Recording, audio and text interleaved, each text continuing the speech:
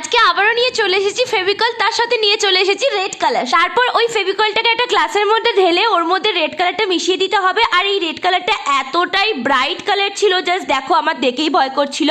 চলো এবার লিপের মধ্যে অ্যাপ্লাই করে নিই। আর সত্যি কথা বলতে এই পিল অফ মাস্কটা অ্যাপ্লাই করতে করতে আমি ঠাকুরকে ডাকছিলাম যেন এটা তাড়াতাড়ি উঠে যায়, কারণ এটা যদি না ওঠে তাহলে তো আমাকে পুরো জোকার লাগবে। সামান্য একটা ফেভিকল যে এত কাজে, সেটা কিন্তু ইউটিউব না থাকলে আমরা জানতেই পারতাম না। এই যেমন দেখো, আগে শুধুমাত্র ফেভিকলটা আমরা কাগজে অ্যাপ্লাই করতাম, এখন আমরা মুখের মধ্যে face mask, pin of mask বিভিন্ন ভাবে অ্যাপ্লাই করছি। যাই হোক, গল্প করতে করতে শুকিয়ে গেছে অলরেডি। এই দেখো দাঁতের মধ্যেও লেগে গেছে, কি ভয়ানক লাগছে তাই না? তার উপরে আমার গজ দাঁত আছে, পুরো ডাকুলার লাগছিল।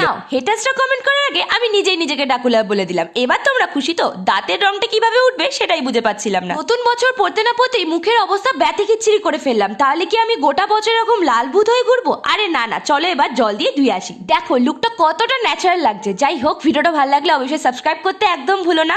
টাটা।